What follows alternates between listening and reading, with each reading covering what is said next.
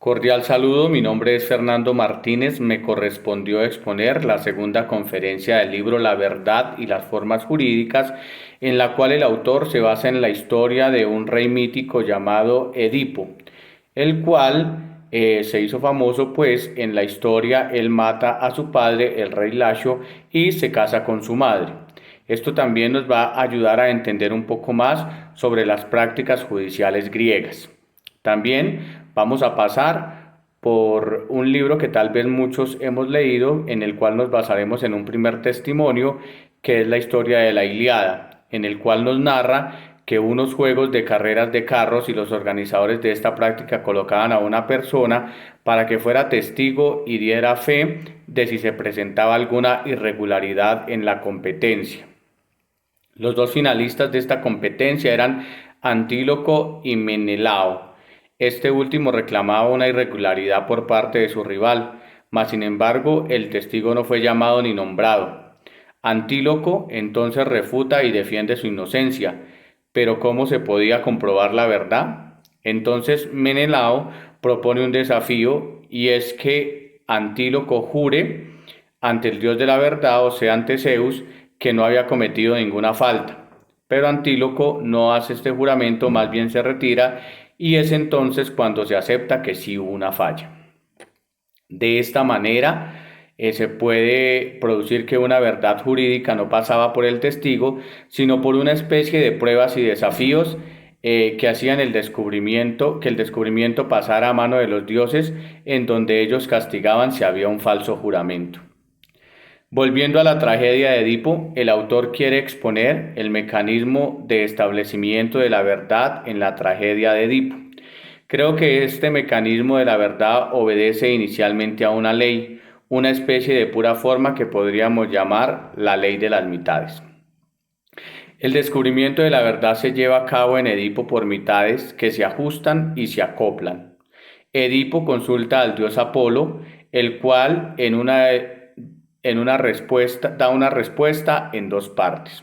Uno, que el país está amenazado por una maldición, pero falta una segunda parte: ¿quién es el causante? Por tanto, también hace falta una segunda pregunta. Entonces Edipo pregunta que a qué se debe la maldición por la que está pasando el pueblo que él gobierna.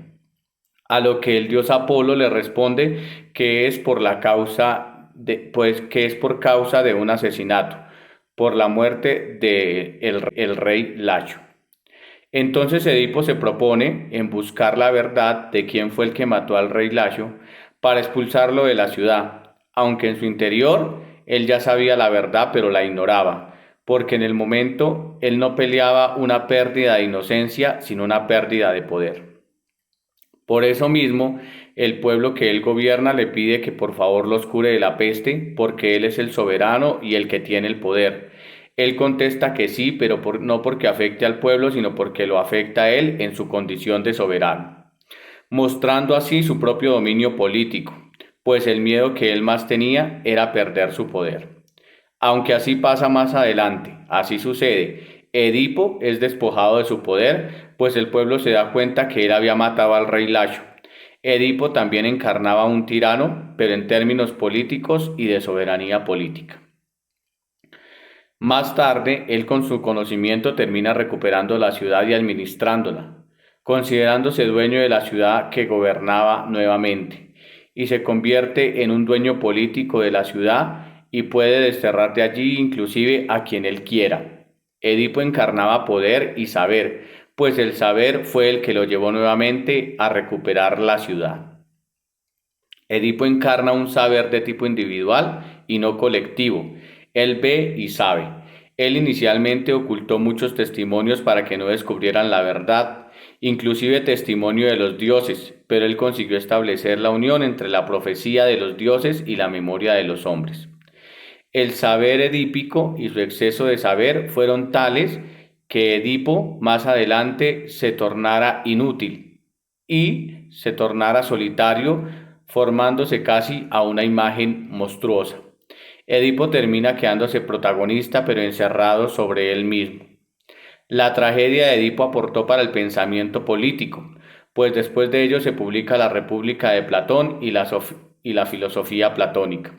Esta imagen de que el soberano tiene que tener poder y saber unidos, porque no puede haber un saber sin un poder y no puede haber un poder sin un saber. El origen de la sociedad griega es origen de nuestra civilización, con esa gran unidad de lo que es el saber y el poder. Buenas tardes, me presento, soy Carlos Andrés Telles Niño, estudiante de primer semestre de Derecho. Me correspondió la verdad y las formas jurídicas, en su quinta conferencia de Michel Foucault. El escritor manifiesta que se manejaba el panóptico como una estructura fundamental como la corrección, la vigilancia y el castigo, donde en la era moderna va a imperar en la estructura de la ley. La cárcel va a nacer y va a tener un paralelo para los años de 1700, donde la cárcel va a ser un método de castigo, donde existía una norma y el individuo la quebrantaba y va a ser castigado con la prisión. Para esa época importaba más que el sujeto sea más peligroso y se crea la necesidad de fijarlo y sujetarlo, donde la cárcel y otras entidades panópticas operaban en ese sentido, donde se encargaban de controlar y vigilar el posible actuar del sujeto que haga algo contrario a la norma ya escrita. Julius escribe en 1830 la lección sobre las prisiones, donde planteaba que la gran preocupación de los arquitectos era que un evento o un espectáculo sea visible a la mayoría de cantidad de gente. Pero luego de esto se transforma el pensamiento, donde se pretendía que la mayoría de personas fueran vistos por una sola persona, como es la persona que vigilaba, buscando la arquitectura de la vigilancia y el control.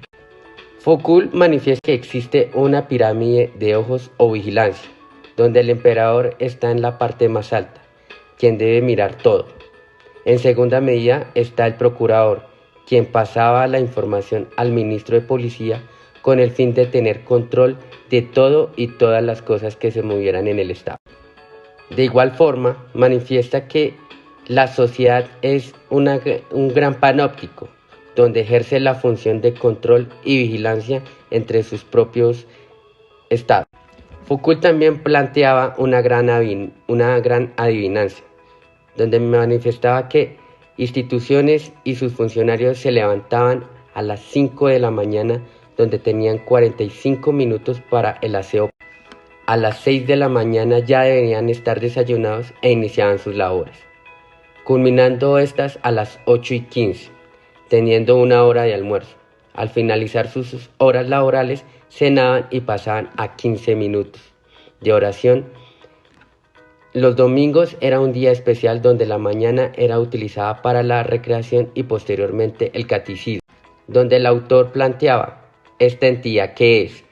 En un principio pensábamos que era una cárcel, pero no era así, sino que era una gran empresa con 400 mujeres obreras, donde se dedicaban a la producción del capital, donde se creaba la utopía, donde el trabajo era visto como una cárcel, pero era real en ese tiempo, porque habían más de 400.000 mujeres que estaban viviendo estas formas de trabajo, las cuales el Estado y los capitalistas, donde buscaban controlar en todo tiempo al obrero.